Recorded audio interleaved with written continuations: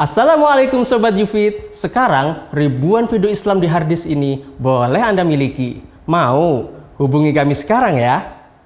Kami tunggu ya. Ada lagi yang bertanya? Ya masalah ini bertobat di masalah rokok ini Ustaz ya. Bertobat dari apa? Masalah rokok nih, jadi banyak yang menunda-nunda ini Ustaz ya. Jadi masalah orang yang isep rokok ini. Jadi orang isep rokok ini kan kadang-kadang tidak termasuk syirik nih Ustaz. Kadang-kadang kalau jumpa kawannya yang tidak merokok, kadang-kadang dia genggam api rokoknya itu disembunyikan gitu. Enggak agak malu lah gitu sama kawannya gitu. Alhamdulillah masih malu. Jadi kalau berjumpa sama-sama isep rokok ya, kalau baca lomboknya nyempuk lah itu pendatnya gitu. Dia asapnya gitu kan gitu. Bagaimana kita masuk syirik nih Ustaz? Apakah ini merokok? Bagaimana dengan merokok? Katanya kata Bapak ini ada orang yang menunda-nunda taubat dari merokok. Kalau ada banyak orang dia sembunyikan rokoknya. Kalau nggak ada orang dia tunjukkan rokoknya. Masih malu-malu. Alhamdulillah masih punya malu. Di antara nikmat yang Allah berikan kepada kita, kita dosa masih punya malu. Karena kalau kita sudah punya malu, ada tergerak untuk tahu kita ini salah dan tergerak untuk kembali kepada Allah Subhanahu wa taala. Jadi masalah kalau sudah nggak punya malu. Dan kita kalau sudah berbicara tentang rokok, ya tentunya saya katakan jelas bahwasanya rokok itu haram. Ya mohon maaf mungkin ada yang mengatakan makruh, tapi kita tahu secara ya kasat mata rokok itu hukumnya haram berdasarkan kesepakatan seluruh dokter. Tidak ada dokter yang bilang rokok itu banyak faedahnya. Bahkan rokok itu mengandung banyak racun, mengandung ini, bisa menyebabkan ini, bisa menyebabkan itu. Meskipun sang dokter juga merokok, tapi dia tahu rokok itu apa? Tidak beres.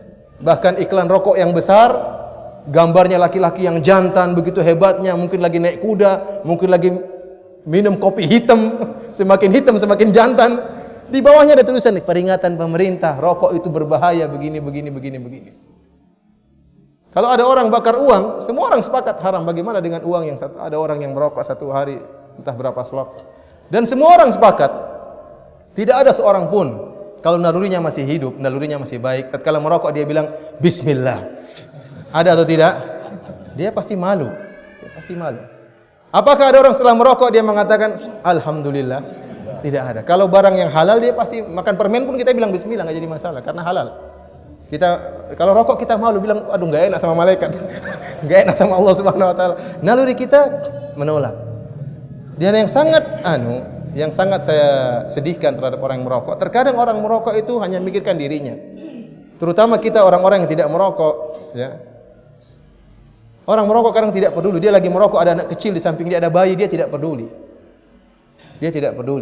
Saya pernah bertemu dengan orang yang merokok, ada sahabat yang tegur, tolong merokoknya pindah, ada anak yang sakit. Kamu yang pindah ke sana.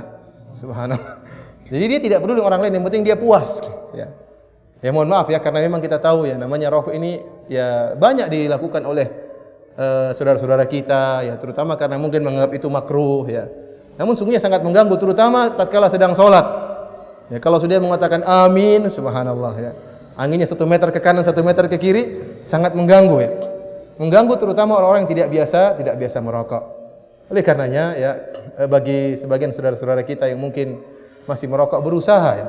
Kalau tidak bisa secara langsung sedikit demi sedikit dia tinggalkan. Ya, karena kenikmatan yang kita dapatkan, uang yang kita dapatkan akan diminta pertanggungjawaban oleh Allah Subhanahu wa taala.